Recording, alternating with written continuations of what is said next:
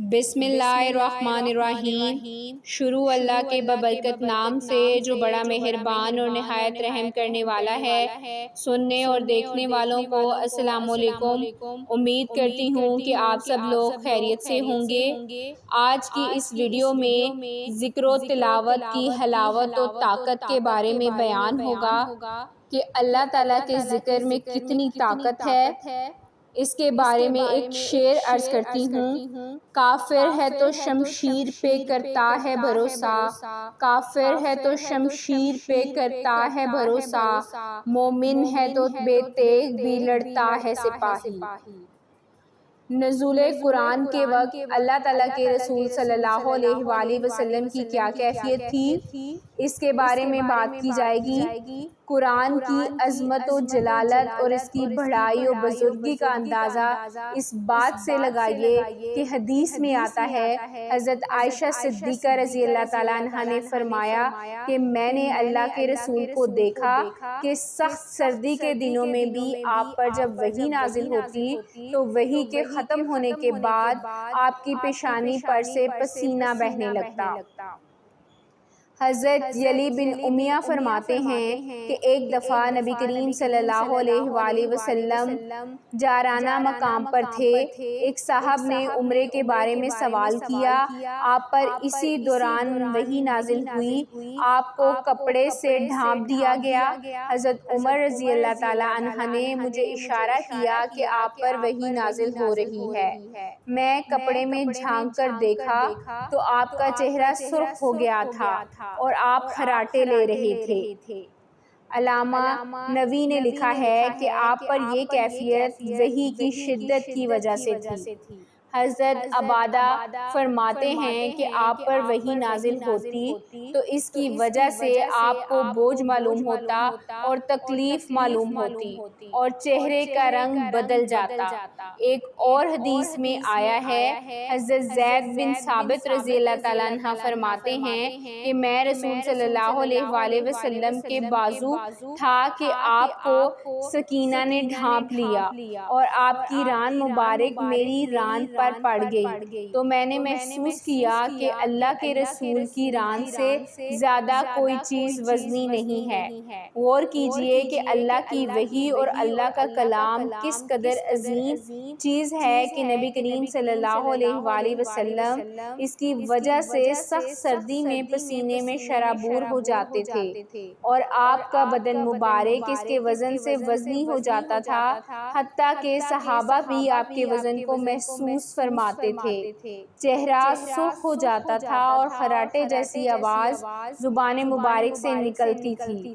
یہ ہے اللہ کا کلام، اس کی بزرگی اور بڑائی کو دیکھیے، اس کی شان اور جلالت کا اندازہ کریں، اس کی بزرگی و بلندی کا احساس کریں۔ قرآن کا اثر محمد صلی اللہ علیہ وآلہ وسلم پر، قرآن مجید کا اثر محمد عربی پر اس قدر ہوتا تھا کہ آپ کی حالت متغیر ہو جاتی تھی۔ حدیث میں ہے کہ آپ صلی اللہ علیہ وآلہ وسلم نے ایک مرتبہ حضرت ابن مسعود سے فرمایا کہ تم قرآن پڑھو، میں سنوں گا۔ ابن مسعود نے عرض کیا، یا رسول اللہ، میں کیا پڑھوں جبکہ قرآن تو خود آپ پر نازل ہوا ہے۔ آپ نے فرمایا کہ نہیں، تم مجھے قرآن پڑھ کر سناؤ۔ چنانچہ ابن مسعود نے قرآن پڑھنا شروع کیا اور سناتے رہے۔ بہت دیر کے بعد انہوں نے سر اٹھا کر اللہ کے نبی پر نگاہ ڈالی تو دیکھتے ہیں کہ اللہ کے نبی کی آنکھوں سے آنسو جاری ہیں۔ حضرت عمر رضی اللہ تعالیٰ عنہ پر قرآن کا اثر۔ حضرت عمر بن خطاب رضی اللہ تعالیٰ عنہ کے اسلام لانے کا واقعہ مشہور ہے اور تمام کتب سیر اور تاریخ میں مذکور ہے کہ وہ اللہ کے نبی کو قتل کرنے کے لیے نکلے تھے۔ راستے میں حضرت نعیم رضی اللہ تعالیٰ عنہ ایک صحابی سے ملاقات ہو گئی۔ حضرت نعیم کے دریافت کرنے پر بتایا کہ میں آج نبی کریم صلی اللہ علیہ وآلہ وسلم کا سر قلم کرنے جا رہا ہوں۔ انہوں نے کہا کہ آپ ادھر کیا جاتے ہیں؟ پہلے آپ اپنے گھر کی خبر لیں کہ آپ کی بہن فاطمہ اور بہنوئی دونوں محمد پر قربان ہو چکے ہیں۔ عمر یہ سن کر بہن کے گھر کا رخ کرتے ہیں اور بہن اور بہنوئی کو خوب مارتے ہیں۔ جب تھک کر بیٹھتے ہیں تو خیال آتا ہے یہ لوگ قرآن پڑھتے ہیں اور وہاں ان کے بہن اور بہنوئی بھی پڑھ رہے تھے۔ آخر کیا اور کس قسم کا کلام ہے؟ بہن سے کہا مجھے قرآن دکھاؤ۔ غسل کے بعد بہن نے عمر کے ہاتھ میں قرآن کے اوراق رکھ دیے جس میں سورۃ طٰہٰ کی ابتدائی آیات لکھی ہوئی تھیں۔ حضرت عمر نے جو ہی ان کو پڑھا دل کی کایا پلٹ گئی، کہنے لگے کہ مجھے بھی محمد کی خدمت میں لے چلو کہ ایمان قبول کروں۔